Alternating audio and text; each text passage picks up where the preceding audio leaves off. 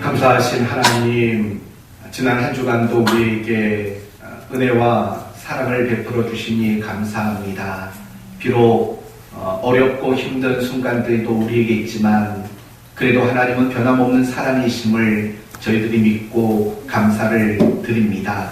하나님, 오늘 이 예배가 하나님 영광 받으시는 예배가 되게 하시며 또 우리에게는 하나님의 위로와 평안과 소망을 주시는 예배가 되게 하여 주옵소서.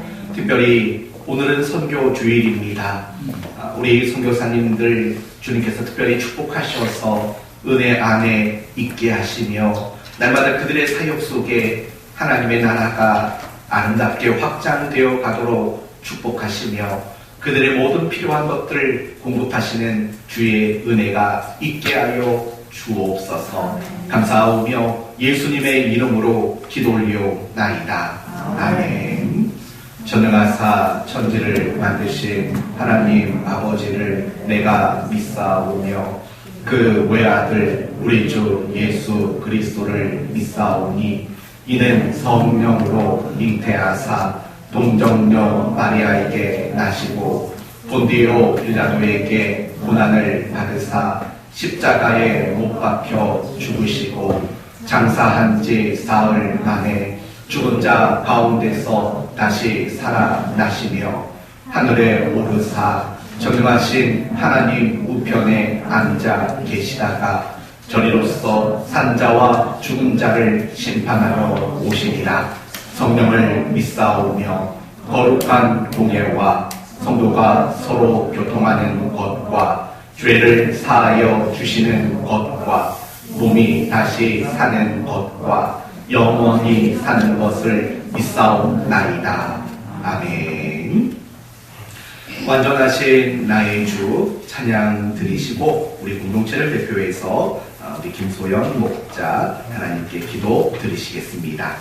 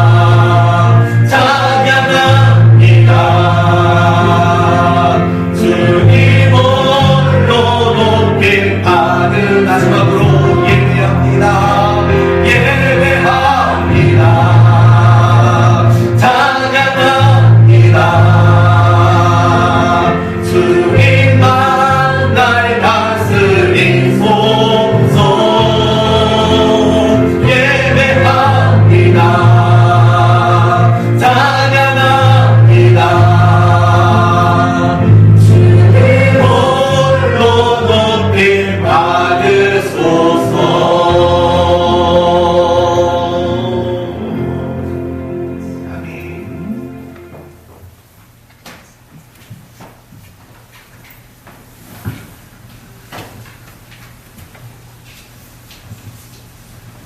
요한복음 14장 27절 평안을 너에게 끼치노니 곧 나의 평안을 너에게 주노라. 내가 너에게 주는 것은 세상이 주는 것과 같지 아니하니라. 너희는 마음에 근심하지도 말고 두려워하지도 말라. 역사의 주관자 되시는 주님, 코로나 바이러스로 인해 나라가 시끄럽고 특히 예배의 자리를 지키기 어려워지는 가운데서 예배의 자리를 지킬 수 있게 하심에 정말 감사드립니다.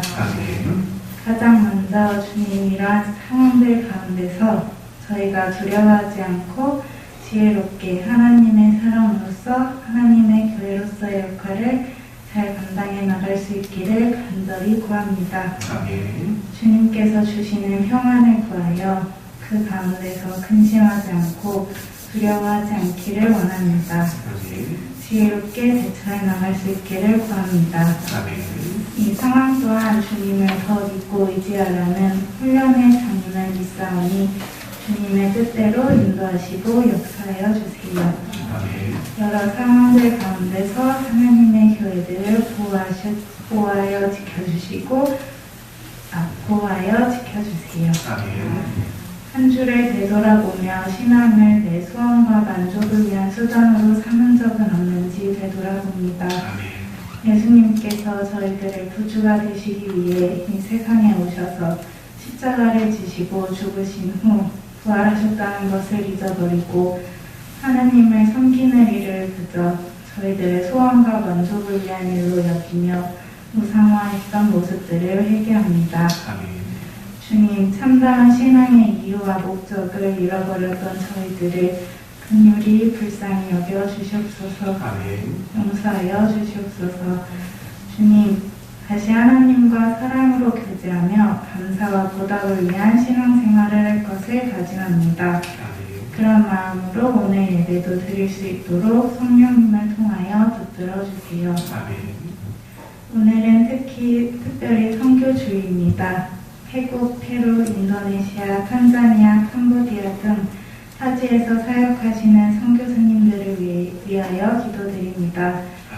항상 주님과 발 맞추어 동행하고 동역하실 수 있도록 성령님으로 인도하여 주시고 선교사님들의 모든 사역들 가운데 함께하여 주시고 주관하여 주세요.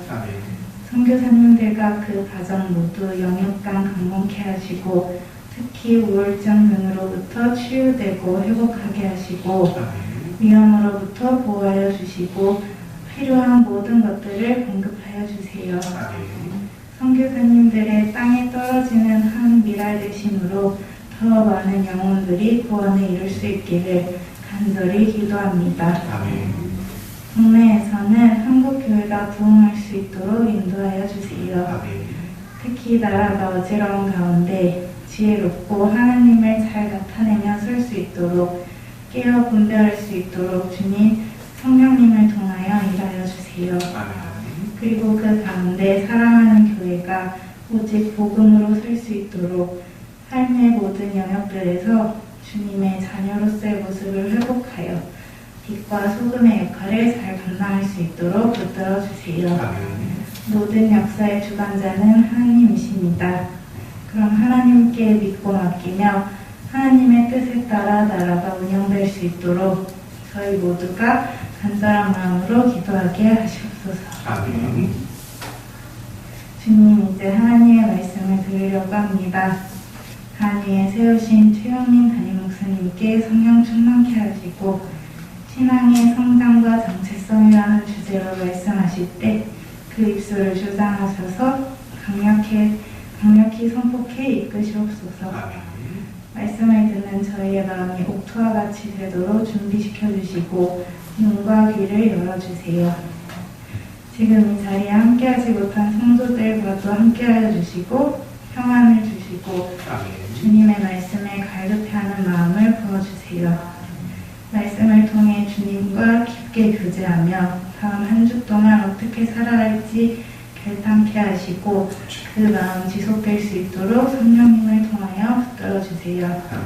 이 모든 것 역사를 주관하시는 주 예수 그리스도 이름 받들어 기도드렸습니다. 아멘.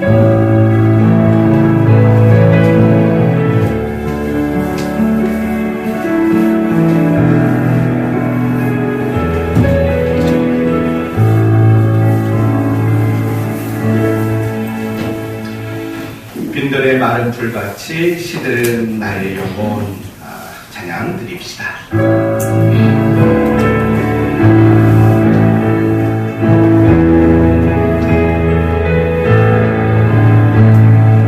빈들의 마른 풀같이 시들은 나의 영혼. 주님의 약속한 성령 간절히 기다리네.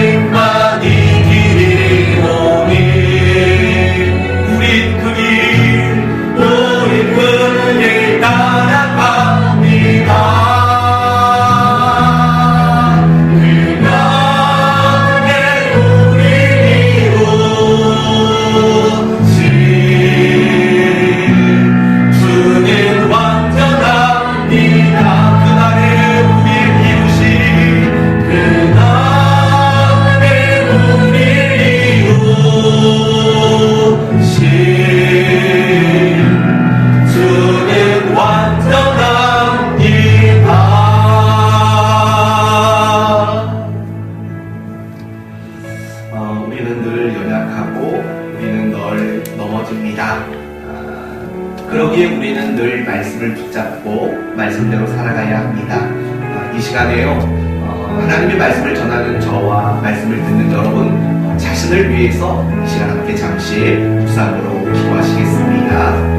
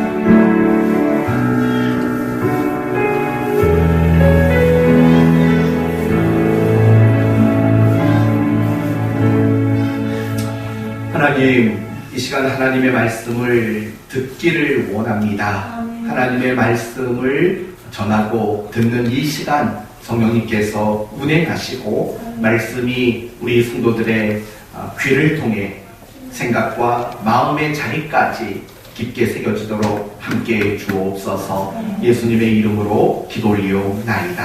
아멘. 성경 말씀 함께 보도록 합니다. 누가복음 2장입니다. 누가복음 2장 40절에서 52절입니다. 누가복음 2장 40절에서 52절입니다. 누가복음 2장 40절에서 52절 교독하도록 하겠습니다. 제가 40절을 먼저 읽도록 하겠습니다. 아기가 자라며 강하여지고 지혜가 충만하며 하나님의 은혜가 그 위에 있더라. 그의 부모가 해마다 6월절이 되면 예루살렘으로 가더니 예수께서 12살이 되었을 때에 그들이 이 절기의 관례를 따라 올라갔다가 그 날들을 마치고 돌아갈 때에 아이 예수는 예루살렘에 머무셨더라. 그 부모는 그를 알지 못하고 동행 중에 있는 줄로 생각하고 하룻길을 간 후 친족과 아는 자 중에서 찾되 만나지 못함에 찾으면서 예루살렘에 돌아갔더니 사흘 후에 성전에서 만난즉 그가 선생들 중에 앉으사 그들에게 듣기도 하시며 묻기도 하시니 듣는 자가 다 그 지혜와 대답을 놀랍게 여기더라. 그의 부모가 보고 놀라며 그의 어머니는 이르되 아이야 어찌하여 우리에게 이렇게 하였느냐 보라 내 아버지와 내가 근심하여 너를 찾았노라. 예수께서 이르시되 어찌하여 나를 찾으셨나이까 내가 내 아버지 집에 있어야 될 줄을 알지 못하셨나이까 하시니 그 부모가 그가 하신 말씀을 깨달지 못하더라. 예수께서 그를 데려가사 나사렛에 이르러 순종하여 바꾸시더라. 그 어머니는 이 모든 말을 마음에 드니라. 같이 합시다. 예수는 지혜와 키가 자라가며 하나님과 사람에게 더욱 사랑스러워 하시니라. 아멘. 여러분은 자녀나 손주를 볼 때 언제 가장 기뻤습니까? 우리가 자녀나 손주를 볼 때 가장 기뻤을 때는 이럴 때일 거예요. 참 많이 컸네. 그쵸? 많이 컸네. 어느 순간 봤더니 키가 많이 컸네. 말하는 걸 보니까 언어 능력도 많이 컸네. 생각하는 거, 감정적인 거, 정서적인 거 이런 것들이 성장하는 모습을 보면은요 아주 부모들 그리고 할머니, 할아버지들은 굉장히 기쁘게 됩니다. 저 역시도 지금 계속 그런 기쁨 속에 살아가고 있지요. 목사인 저도 마찬가지예요. 목사로서도 마찬가지예요. 목사로서 가장 기쁠 때는 언제냐면 성도들의 신앙이 성장하는 모습, 성도들이 신앙적으로나 영적으로나 그렇게 성장하는 모습들을 보면 사실 목사는 굉장히 큰 기쁨 가운데 있습니다. 뭐 이런 거 공식적으로 말하면 좀 그런데 제가 요즘에 구제육 청년 때문에 한동안 많이 기뻤습니다. 왜 기뻤냐면 시키지도 않았는데 청년들을 일일이 개별 상담, 신방을 다니더라고요. 그래서 그거 보면서 참 많이 기쁘다. 근데 금요일날 올 줄 알았는데 또 기도는 안 오고 그래서 기뻤다 말았다 계속 그러고 있습니다. 하나님도 마찬가지일 거예요. 하나님도 정말 우리 각 성도들의 신앙이 성장하는 그런 모습들을 보면서 하나님은 틀림없이 기쁠 겁니다. 이렇듯 성장이라는 것은 모든 사람들을 기쁘게 만드는 아주 중요한 내용이 되는 거예요. 그렇기 때문에 우리 모두는 날마다 모든 면에서, 특히 우리는 그리스도인이니까 당연히 신앙적인 면에서, 영적인 면에서 날마다 성장하기 위해 노력할 줄 아는 그런 신자가 되어야 할 겁니다. 오늘 본문의 이야기가 바로 그겁니다. 예수님이 성장하셨다라고 소개하고 있고, 그 예수님의 성장을 통해서 하나님과 사람들이 모두 기뻤다, 이렇게 말씀하고 있습니다.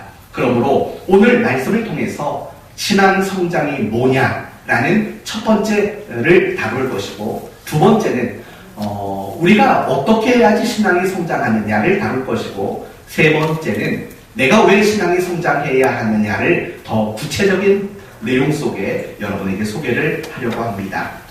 오늘 본문을 한마디로 말하면 예수님의 어린 시절입니다. 더 정확히 말하면 예수님의 출생 직후부터 12살까지의 이야기를 소개하고 있습니다. 그런데 재미있는 것은 뭐냐면 예수님의 출생 직후로부터 12살까지의 이야기를 언급하는데 성장으로 시작해서 성장으로 끝난다는 겁니다. 40절을 보시면 아기가 자라고 강하여지고 이렇게 시작을 하죠. 여기서 말하는 아기는 100일이 채 되지 않은 아기 예수님을 말하는 겁니다. 그 아기 예수님이 자라면서 강해지셨답니다. 그리고 52절을 보시면 예수는 지혜와 키가 자라가며, 이거는 12살 먹은 예수님에 대한 이야기를 언급하는 겁니다. 100일 채 되지 않은 예수님이 계속 성장했다. 그리고 12살 된 예수님이 계속 성장했다. 이런 것들을 오늘 우리에게 소개하고 있는 겁니다. 그렇다면 우리가 여기서부터 중요한 질문을 던져야 합니다. 예수님의 성장을 우리에게 소개하는 이유는 과연 뭔가? 라는 이 부분을 우리는 생각해 봐야 합니다. 굳이 예수님의 성장을 우리에게 소개하는 이유가 뭘까요? 크게 두 가지 이유가 있습니다. 첫째는 예수님이 우리와 동일한 인간이셨다라는 점을 말씀하기 위해서입니다. 뭐라고요? 예수님이 우리와 동일한 인간이시다. 바로 이걸 우리에게 가르쳐주는 겁니다. 그게 뭐가 중요하냐? 아닙니다. 굉장히 중요한 겁니다. 예수님이 우리와 동일한 인간이 되셨다라는 것은 우리의 대표자가 되실 수 있고, 더 나아가서 그러기에 우리를 위해 대속적 죽음을 당하실 수 있는 분이라는 것을 보여주기 때문입니다. 성령으로 잉태되시는 것, 그거 말고 그 이후로의 모든 시간은 다 우리와 동일한 성장의 과정을 거치신 분이라는 것, 이걸 우리에게 말씀하시고, 결국 그것은 우리를 대속하기 위해 이 땅에 오신 구주시라는 것을 반영하기 때문에 예수님의 성장은 아주 중요한 겁니다. 두 번째는 예수님이 성장하신 것처럼 우리 모두도 성장해야 한다는 것을 가르쳐 주시기 위함이라는 겁니다. 우리가 40절 말씀을 좀 보셔야 합니다. 40절 말씀을 보시면 예수님의 성장을 세 가지 측면으로 이야기합니다. 첫 번째는 아기가 자라며 라고 말을 합니다. 여기서 자란다라는 말은요, 육체적인 성장을 이야기하는 거예요. 여기서 자란다라는 그 단어 자체가 육신과 관련된 단어라고요. 그러니까 예수님은 그의 육신이 끊임없이 자라셨다라는 거예요. 두 번째는 강하여지고 라고 말합니다. 그런데 재밌는 것은 이 강하여진다라는 단어 자체가 대부분 성경에서 어떻게 쓰였냐면 영적인 면을 이야기할 때 강하여지며 라는 단어가 쓰여졌어요. 그러니까 예수님의 성장은 육체적인 성장만 있었던 것이 아니라 어떤 성장이 있었던 겁니까? 영적인 성장이 이루어지고 있었다라는 걸 말해요. 그 다음은요, 지혜가 충만하여 라고 말을 해요. 지혜가 충만하대요. 다시 말하면 지적으로도 정신적으로도 성장했다라는 거예요. 그러나 더 정확히 말한다면 하나님의 뜻을 깨달아가는 성장이 예수님에게 있었다라는 거예요. 그게 바로 성령이 충만하여 라는 말의 의미라는 거예요. 그러니까 지금 예수님의 성장은 세 가지 측면이에요. 첫째는 뭐였죠? 육체적 성장. 두 번째는요, 영적인 성장. 세 번째는요, 하나님의 뜻을 깨달아가는 그런 신앙적, 지적 성장. 이런 세 가지 측면으로 예수님의 성장이 소개가 되고 있습니다. 그런데 중요한 건 뭐냐면 예수님의 성장을 이야기할 때 단지 어떤 육체적인 성장만을 언급하고 있지 않다는 거예요.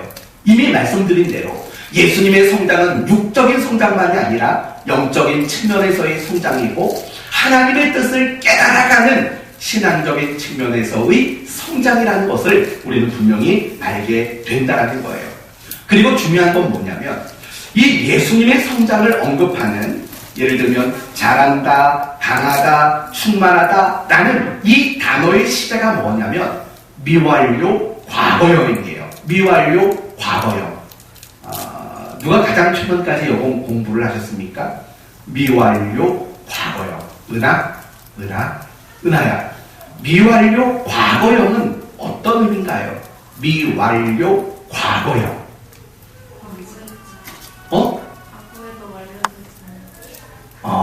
과거에 시작된 게 아직 완료가 되지 않았다. 정확한 표현이에요. 맞아요. 과거에 시작했던 그 일이 멈추지 않고 지금도 계속된다라는 것이 미완료 과거형이라는 거예요. 그러니까 예수님의 성장은 성장하고 중단하는 성장이 아니라 지금도 계속해서 예수님은 성장하고 있다라는 거죠. 그러니까 100일도 채 되지 않는 예수님의 성장은 끊임없는 성장이었다는 거예요. 그분이 12살이 되었을 때도 그 성장은 계속됐어요. 예수님의 공생애를 시작할 때까지 예수님의 성장은 멈추지 않았다라는 걸 말하는 거예요. 결국 우리에게 그걸 말하는 거예요.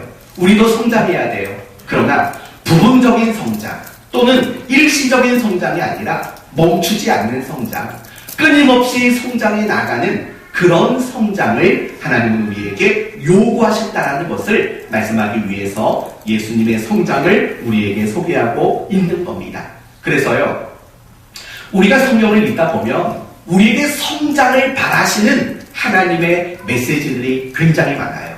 예를 들면 에베소서 4장 13절에 이런 말이 나와요. 온전한 사람을 이루어 그리스도의 장성한 분량이 충만한 데까지 이르라. 결국 뭐예요? 계속 뭐 하라는 거죠? 성장하라고 말하는 거예요. 마태복음 5장 48절에도 이런 말이 나와요. 그러므로 하늘에 계신 너희 아버지의 온전하심 같이 너희도 온전하라.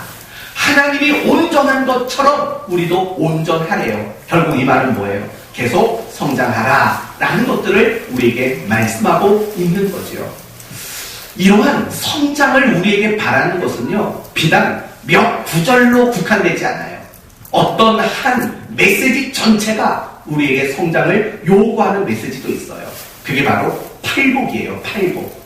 심령이 가난한 자는 복이 있나니, 이렇게 시작하는 이 팔복이요, 사실은 복받는 방법을 말하는 메시지가 아니라 우리에게 성장을 촉구하는 메시지라는 거 알고 계세요? 한번 확인해 봅시다. 첫 번째 복이 뭐라고요? 심령이 가난한 자. 어떤 사람이 있죠? 심령이 가난한 거. 간단히 말하면 이거죠. 전 늘 부족합니다. 저는 늘 연약합니다. 저는 늘 못났습니다. 라고 고백하는 사람을 말하는 거예요. 그런데 그러면 다섯 번째 복은 뭘까요? 다섯 번째 복. 다섯 번째 복은 뭐죠? 긍휼히 여기는 자는 복이 있나니. 여러분, 이 두 개의 연관성을 이해하시겠어요? 심령이 가난한 자는요, 나의 연약함, 나의 부족함, 이것 때문에 탄식하는 사람이에요. 그런데 다섯 번째 복은 긍휼히 여기는 사람이에요. 이 긍휼은 난가요? 남인가요? 남에 대한 거예요. 남에 대한 안타까움, 남에 대한 안쓰러움, 속상함, 이런 걸 말하는 거죠. 그러니까 첫 번째 복은 내 자신에 대한 안타까움이라면 다섯 번째 복은 남에 대한 안타까움을 말하는 거예요. 뭐예요? 성장이죠. 그러면 두 번째 복은 뭔가요? 두 번째 복. 마스크 끼니까 이게 산소 공급이 원활하지 않아서 답이 자꾸 어긋나요. 두 번째 복이 뭐죠? 애통하는 자지요. 다 이해합니다. 마스크를 끼는데 이게 산소 공급이 안 되니까 자꾸 잠도 오죠. 다 이해합니다. 하지만 그래도 정신을 바짝 차리시고 두 번째 복은 애통하는 자의 복입니다. 뭘 애통하는 거죠? 뭘 애통해요? 내 안에 죄악스러움, 내 안에 하나님 기뻐하지 않는 모습들, 그런 것들 때문에 애통하는 거예요. 그러면 여섯 번째 복은 뭘까요? 그냥 만만하지 마세요. 다 틀렸어요. 왜 그러죠? 마음이 청결한 자. 이해한다고요. 산소 공급이 안 되는데 어떡하겠어요. 마음이 청결한 자예요. 마음이 청결한 자. 요 두 개를 연관해봐요. 뭐 때문에 애통한다고요? 내 안의 죄 때문에. 내 안에 죄악스러움 때문에 애통한다고요. 그런데 마음이 청결한 자, 내 안에 불순물과 내 안에 죄악된 것들이 없는 자로 고백이 된다고요. 뭐예요? 이것도 성장을 이야기하는 거예요. 세 번째 복은 뭐예요? 온유한 자예요. 또 엉뚱한 얘기 할까봐 선수 쳤어요. 온유한 자는 복이 있나니. 여러분, 온유한 사람은 어떤 사람이에요? 같이 멱살 잡지 않는 사람이 온유한 사람이에요. 싸우지 않아요. 대적하지 않아요. 그러면 일곱 번째 복은 뭘까요? 화평케 하는 자. 그쵸? 한번 템포를 갖고 나니까 원활한 대답이 나오죠? 화평케 하는 자예요. 결국 뭐예요? 모든 사람과 좋은 관계를 유지하는 거예요. 그러니까 가만히 보면 세 번째는 그냥 온유해요. 싸우지 않아요. 이 악물고 참아요. 근데 일곱 번째 복은 모든 사람과 해피한 관계, 모든 사람과 평안한 관계가 되어지는 사람이에요. 뭐예요? 이것도 역시 성장이에요. 네 번째 복은 뭡니까? 의에 줄이고 목마른 자지요. 의에 줄이고 목마른 자. 간단히 말하면 하나님 뜻이 뭡니까? 알고 싶습니다. 이 마음을 말하는 거예요. 그러면 여덟 번째 복은 뭐예요? 의를 위하여 박해받는 자, 핍박받는 자. 그래요. 생각 안 나면 펴놓고 보는 게 제일 빠른 방법이에요. 맞아요. 팔복은 이런 구조로 되어 있는 거예요. 의에 줄이고 목마른 자. 결국 이거죠. 하나님 뜻이 뭐예요? 궁금해하고 갈급한 사람. 근데 여덟 번째는 의를 위해 박해를 받아요. 하나님의 뜻을 위해서 내가 박해받는 것도 기꺼이 감수해내는 사람이에요. 그러니까 이 팔복도 역시 우리에게 뭘 말하는 거냐면 성장을 촉구하는 메시지예요. 절대로 우리에게 복 받아라, 방법은 8가지다, 이걸 말하는 게 아니라는 거예요. 성장을 요구하는 거예요.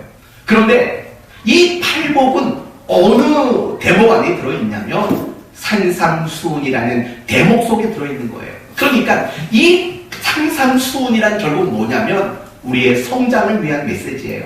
더 천국 백성 다와지는 것, 그것을 위한 메시지가 바로 산상수훈이라는 것까지도 이해할 수 있게 되는 거죠. 그 산상수훈 안에 성장을 촉구하는 메시지는 많이 들어있어요. 예를 들어볼까요? 이런 게 있죠.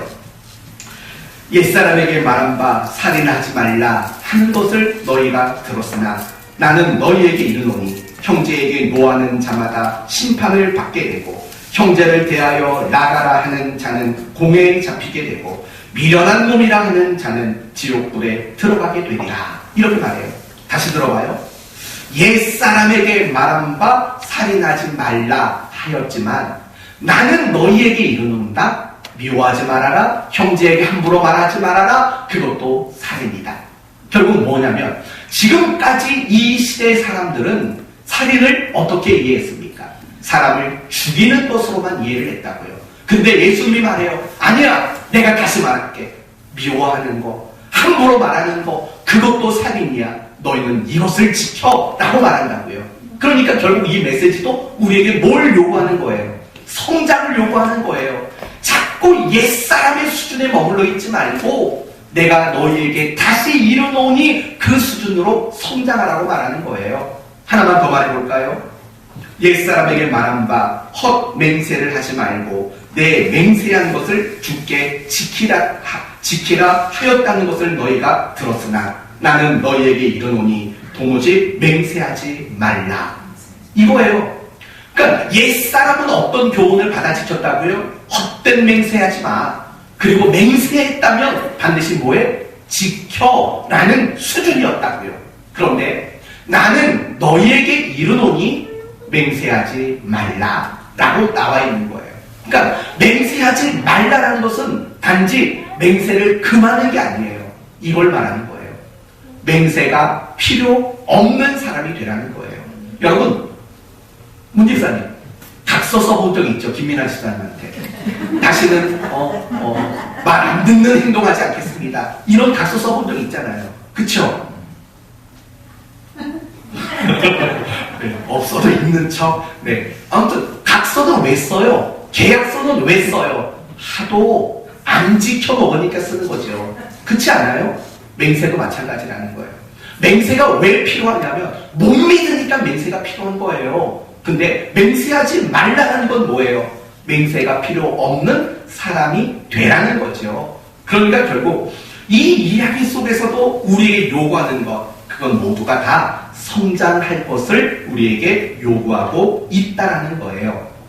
사랑하는 성도 여러분, 우리는 더 성장해야 돼요. 계속 성장해야 돼요. 멈추지 말고 우리는 계속 성장해야 합니다. 그런데 중요한 건 뭐냐면 성장이 뭔지를 몰라요. 여러분은 신앙 성장이 뭐라고 생각하세요? 신앙이 성장한다. 그게 뭐라고 생각하십니까? 우리는 보통 신앙이 성장한다 라고 말하면 이런 것들을 생각해요. 안 나가던 예배를 나가고, 안 나가던 새벽 예배를 나가고, 읽지도 않던 성경을 읽고, 하지도 않던 기도를 하고, 부르지도 않았던 찬송을 부르고, 하지도 않던 봉사의 일을 하는 것. 우리는 보통 그런 것들을 신앙의 성장이다 라고 생각을 해요. 어떤 신앙과 관련된 행위가 많아지거나 그 분량이 늘어나는 것, 우리는 그것을 신앙 성장이라고 생각을 해요. 물론 어떤 면에서는 맞아요. 그건 틀린 게 아니고 저는 여러분이 그랬으면 좋겠어요. 예배 드리는 횟수가 많아졌으면 좋겠고 기도하는 분량도, 성경을 읽는 분량도 더 많아졌으면 좋겠어요. 그러나 중요한 것은 뭐냐면 그렇게 몇몇 가지 영역에서 성장하는 것은 결국 정상적인 성장은 아니라는 것을 알아야 한다는 거예요. 그건 정상이 아니에요. 예를 들어 볼게요. 여러분의 자녀가 머리만 성장해요. 괜찮겠어요? 여러분의 자녀가 손과 발만 성장해요. 그래도 괜찮겠어요? 여러분의 자녀가 정신적인 것은 멈춰있고 몸만 성장해요. 괜찮으시겠어요? 그 괜찮을 부모가 과연 어디 있겠어요? 속상하지요. 평생 눈물거리가 될 수밖에 없는 것 아니겠어요? 바로 그거예요. 어떤 특정한 몇몇 가지만 성장을 하는 거는요, 그건 정상적인 성장이 아니에요. 그건 올바른 성장이 아니라고요. 정말 진짜 성장이란 모든 면이 함께 성장해 가는 게 정상적인 성장이고 진정한 의미의 성장인 거예요. 이렇게 생각해봐요. 하나님이 여러분에게 바라는 성장이 고작 예배만 잘 드리는 한 가지만 성장하는 그런 성장을 바라실 것 같아요? 정말 하나님이 바라는 성장이 성경과 기도만 열심히 하는 그것만 특출나게 잘하는 그런 성장을 하나님이 바라실 것 같아요? 그게 아니라는 거예요. 정말 하나님이 바라는 성장은 전인적 성장을 요구하고 있는 거예요. 몇몇 가지 정말 신앙에서 주목될 만한 몇몇 가지만 성장하는 그런 성장 말고 전인적인 성장을 원하시는 거죠. 구체적으로 말하면 이런 거예요. 생각, 이성, 가치관, 마음, 감정, 정서, 말, 인격, 성품, 행동, 분별력, 소원, 목표, 이런 다양한 것들, 더 정확히 말하면 나를 구성하고 나를 반영하는 모든 면에서 성장하는 것, 바로 그것이 신앙의 성장이라는 거예요.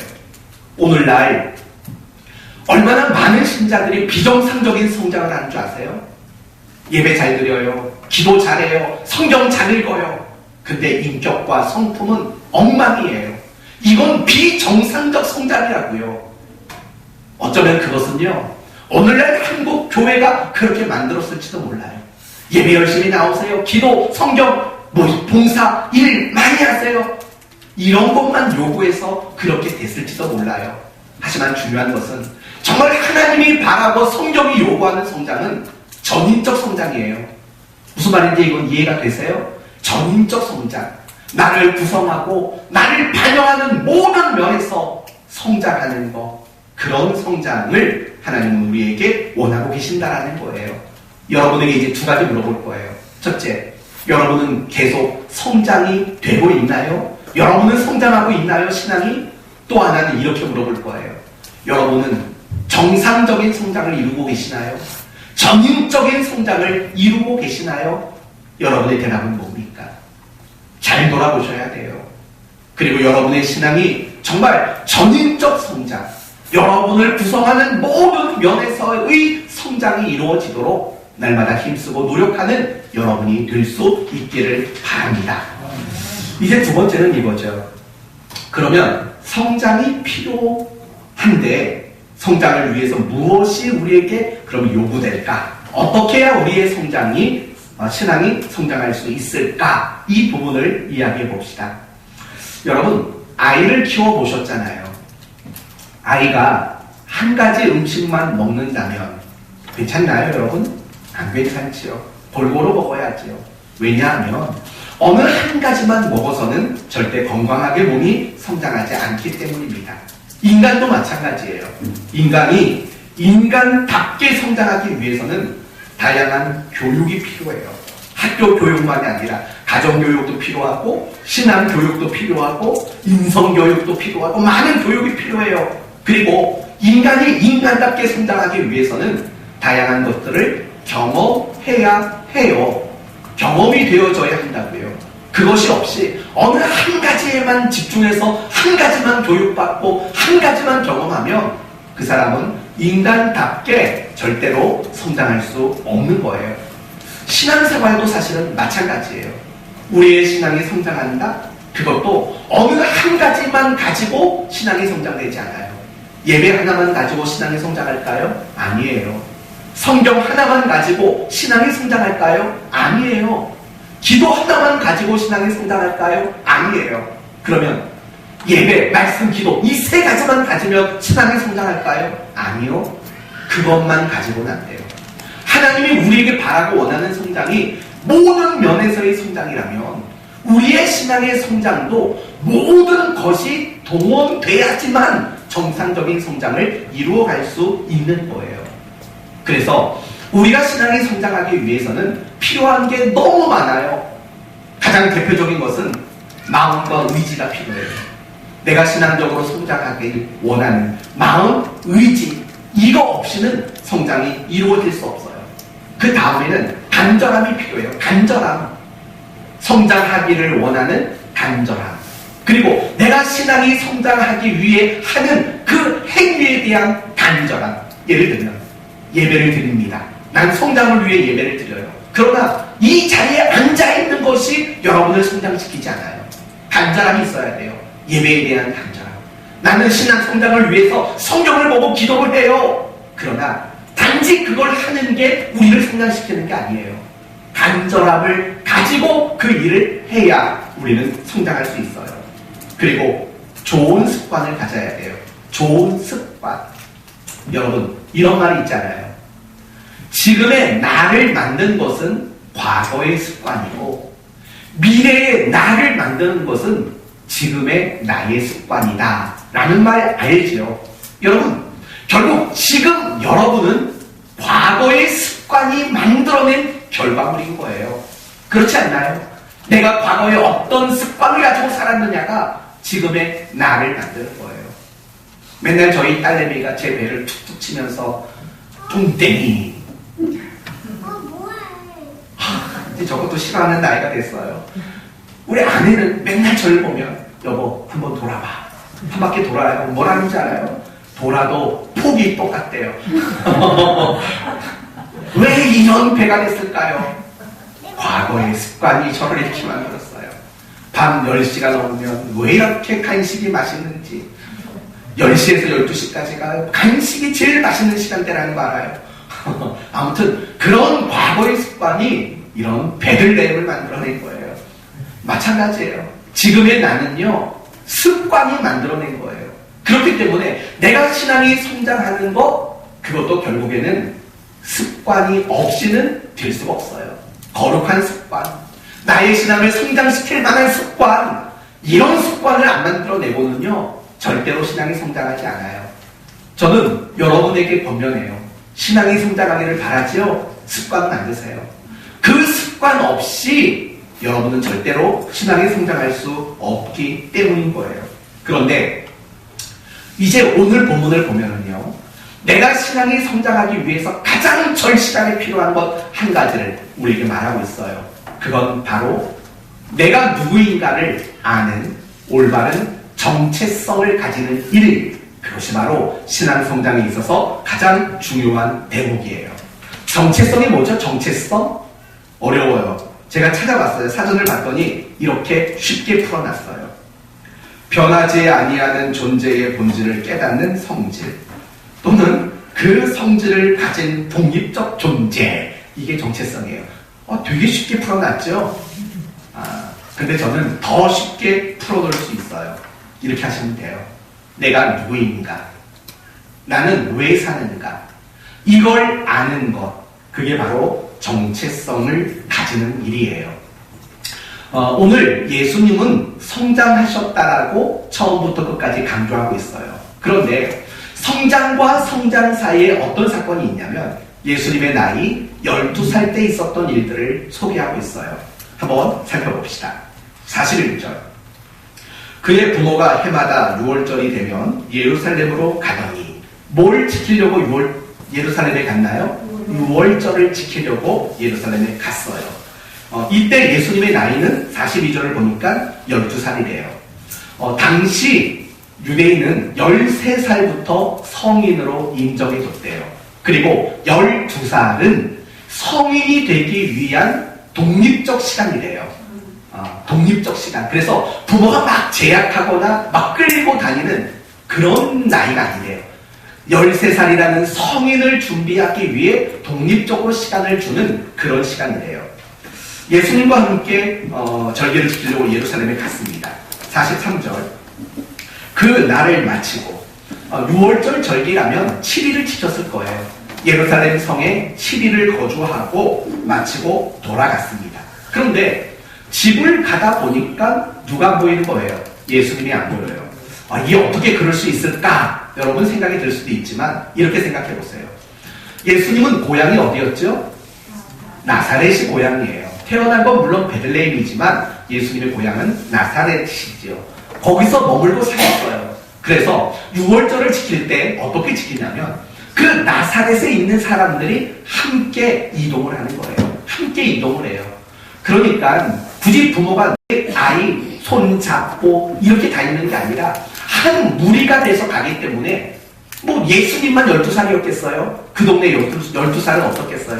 친구들도 같이 어울려 가면서 예루살렘까지 가고 성전에서 7일을 생활하는 것도 집단적으로 무리적으로 생활을 한 거예요. 그러니까 의례 예수님의 부모들은 예수가 당연히 자기들을 따라서 무리를 따라서 고향으로 가고 있을 거라고 여긴 거죠. 근데 오는 길에 계속 찾아도 보이질 않는 거예요. 그래서 결국은 다시 성전으로 돌아갑니다. 갔더니 어떤 장면이 연출이 되냐면 예수님이 랍비들과 앉아가지고 이야기를 하는 거예요. 신앙적인 토론을 하고 신앙적인 질문과 대답을 하는 그런 시간을 갖고 있는 거예요. 여러분 같으면 어떨까요? 당연히 따라올 줄 알고 갔는데 혼자 남아있어요. 무리에서 이탈했어요. 여러분 같으면 부모로서 어떻게 하시겠어요? 이런 이놈의 자식 뭐 그래가면서 뭐 그랬겠죠. 예수님의 부모는 그랬을까요? 안 그랬을까요? 뭘 안 그래요? 그랬죠. 아이고.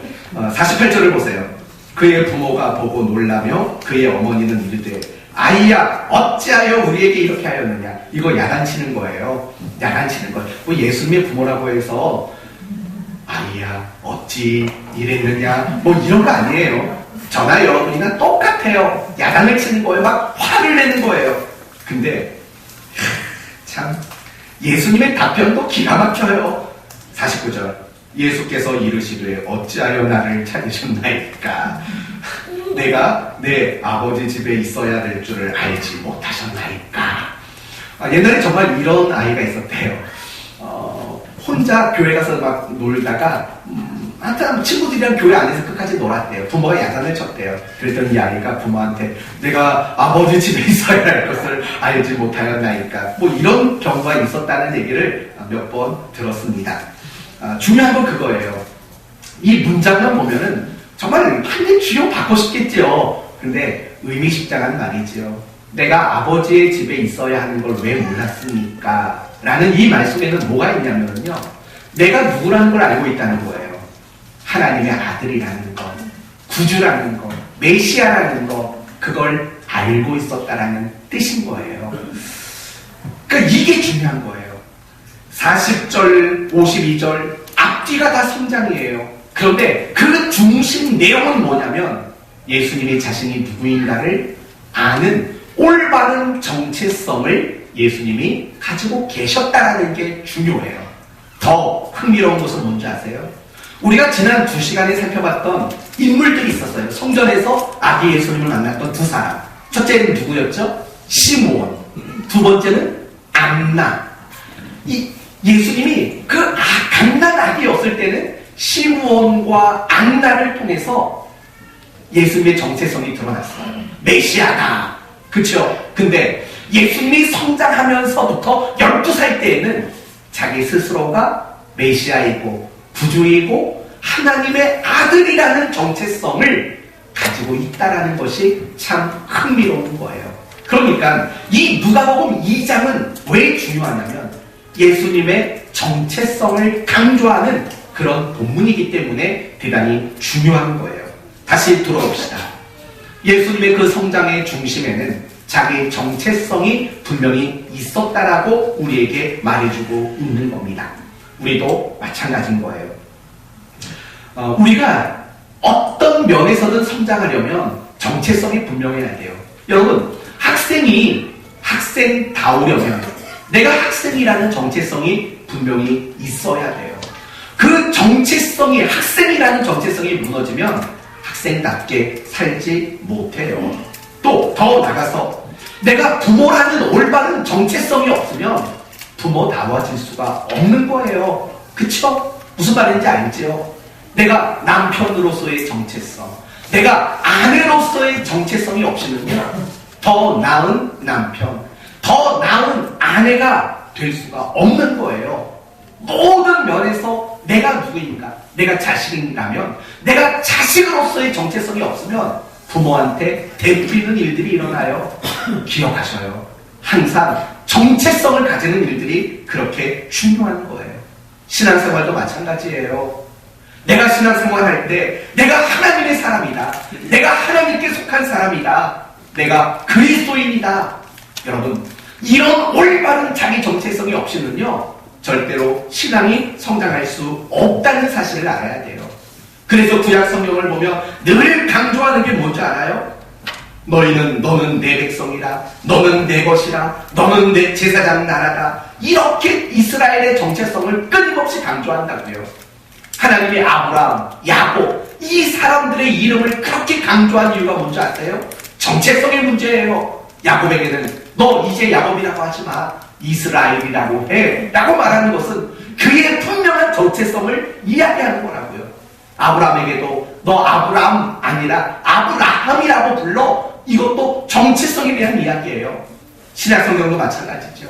너희는 세상의 빛이요, 너희는 세상의 소금이요, 너희는 가진이 거룩한 나라요, 왕같은 제사장이요, 이 모든 것들이 다 우리를 향한 정체성에 대한 권면이라는 사실을 잊지 말아야 돼요. 아주 오래전 영화예요. 올드보이라는 영화가 있었어요. 그 영화에는 최민식이라는 사람이 등장해요. 이 최민식이라는 사람이 했던 유명한 대사가 뭔지 아세요? 왜 힘이 알 것 같아요? 모르겠어요? 넌 누구냐? 아니, 누구냐? 넌. 이거처럼. 이게 굉장히 유명한 대사였어요. 누구냐? 넌. 네, 여러분, 그러면 송중기 좋아하세요? 송중기. 우리 승국이랑 좀 비슷하게 생긴 사람인데, 이 송중기가 출연했던 영화 중에 늑대소년이라는 게 있어요. 늑대소년. 송중기가 늑대소년이에요. 어릴 적 늑대 무리에게 젖을 먹고 어릴 때부터 늑대와 살았어요. 그러니까 이 송중기가 그 영화 속에서는 눈빛이나 소리나 행동이 다 늑대같이 해요. 왠 줄 알아요? 자기가 늑대라고 생각을 하고 있는 거예요. 자기 정체성이 늑대라고 생각하니까 늑대 눈빛, 늑대 울음소리, 늑대 행동, 늑대 습성, 이런 것들을 나타내는 거예요. 그런데 나중에 여자친구를 만나고 하나씩 교육을 받으면서 사람이 돼가요. 자기가 사람이라는 걸 인식하니까 그 늑대의 모습에서 사람의 행동으로 자기를 고쳐가게 돼 있어요.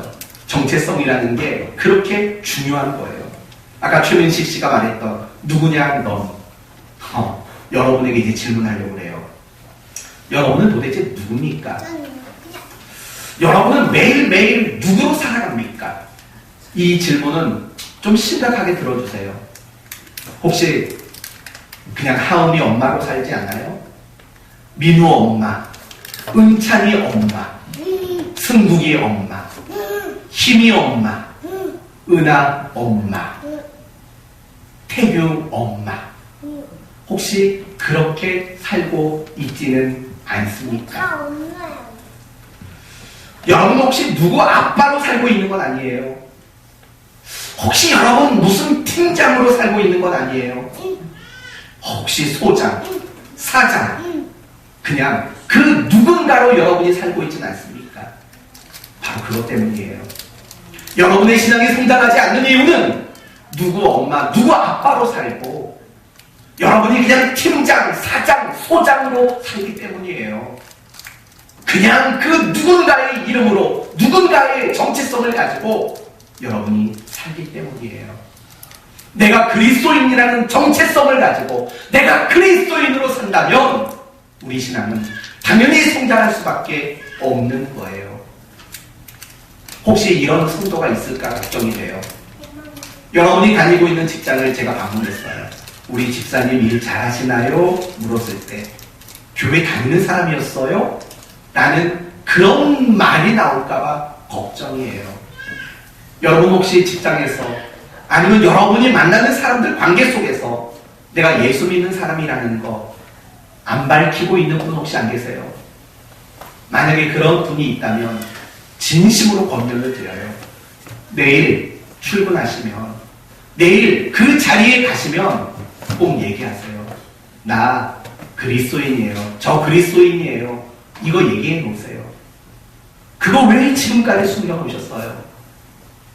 승질 못 내니까, 고집 못 부리니까. 결국 그런 것들 때문이잖아요. 내가 그리스도인이라는 거, 그 정체성을 먼저 밝혀놓고 그래야 내가 그리스도인이라는 정체성을 가지고 그렇게 살아갈 수 있는 건 아니에요. 저를 한번 따라해 주세요. 나는 그리스도인입니다. 나는 그리스도인이다. 꼭 하셔야 할 일입니다. 이제 마지막으로 간단히 한 가지만 이야기를 할게요. 내가 신앙이 성장해야 되는 이유는 뭘까요?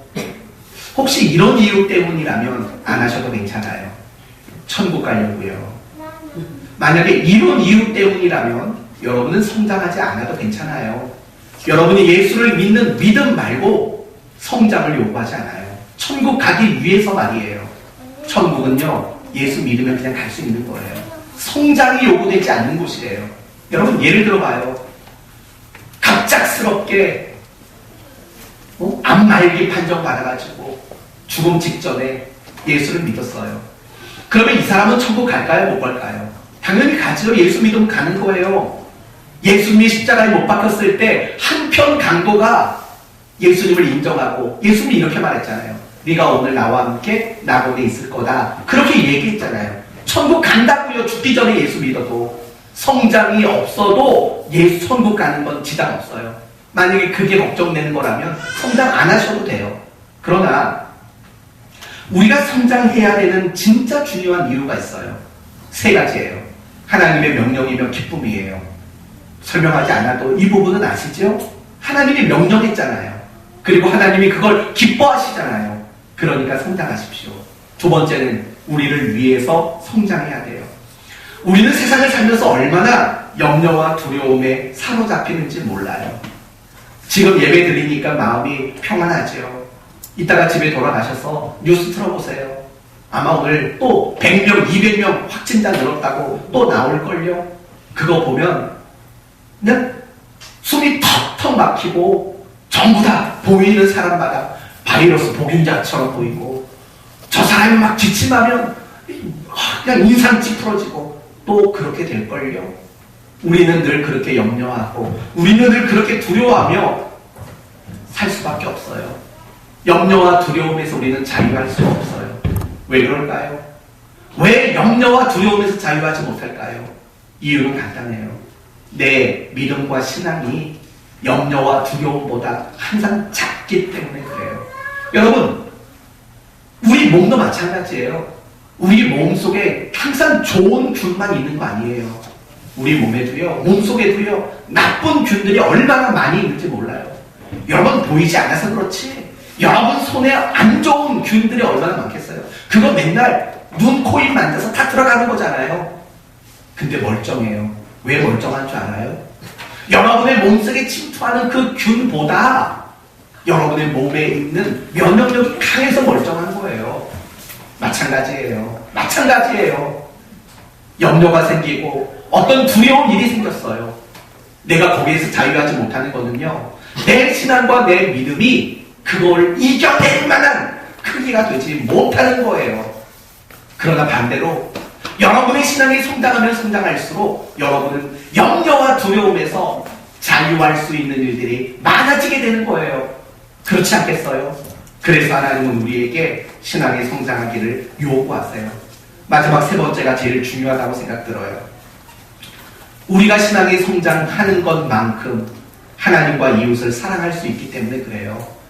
그쵸? 내가 신앙이 성장해야지 하나님을, 이웃을 그만큼 더 사랑하고 그만큼 더 우리는 섬길 수 있는 사람이 될 수 있기 때문이에요. 우리가 이 세상의 신자로 살아가는 이유가 뭐예요? 섬김을 위해서예요. 섬기는 거. 우리 이웃을 사랑하고 우리 이웃을 섬기기 위해서 우리는 신자로 이 땅을 살아가요. 그러기 위해서는 성장하셔야 돼요. 그래서 우리에게 성장을 요구하시는 겁니다. 이제 오늘 말씀을 마치겠습니다. 하나님은 우리 모두가 성장하기를 원해요. 그게 하나님의 명령이고 기쁨이에요. 성장할수록 우리는 모든 염려와 모든 두려움에서 자유할 수 있게 되기 때문이에요. 우리가 성장할 때 비로소 하나님과 이웃을 더 많이 사랑하고 더 잘 섬길 수 있는 그런 우리가 되기 때문이에요. 그러기 위해서 사모하셔야 되고 간절하셔야 되고 좋은 습관을 만드셔야 돼요. 그러나 무엇보다 중요한 것은 나는 그리스도인이라는, 나는 신자라는 분명한 정체성을 가지고 살아가야 돼요. 이 정체성만 여러분에게 분명하게 자리 잡히면 여러분의 신앙은 분명히 성장하게 될 줄로 믿습니다. 이 정체성을 가지고 천국 가는 그날까지 끊임없이 성장해가는 여러분 모두가 되시기를 예수 그리스도의 이름으로 축원드립니다. 아멘. 기도합시다. 하나님 감사합니다. 오늘 신앙 성장이 무엇인가를 보았습니다. 신앙의 몇몇 가지만 잘하는 것이 성장이 아니라 전인적 성장, 나를 구성하고 나를 반영하는 모든 면에서 성장해야 한다고 말씀하셨습니다. 이 성장을 위해 우리에게 필요한 것은 성장하기를 바라는 간절함, 사모함, 좋은 습관, 그리고 무엇보다도 나는 그리스도인이라는 분명한 정체성을 가지는 일이라고 말씀하셨습니다.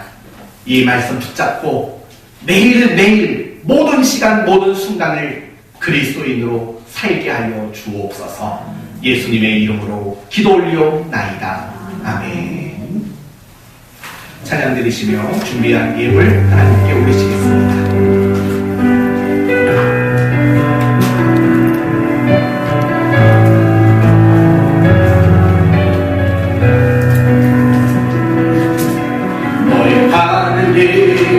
주의 평강 있으니 평강의 왕 함께 가시니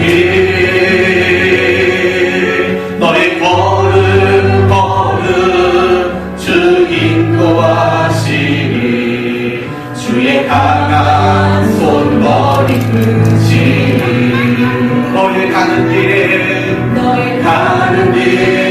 주의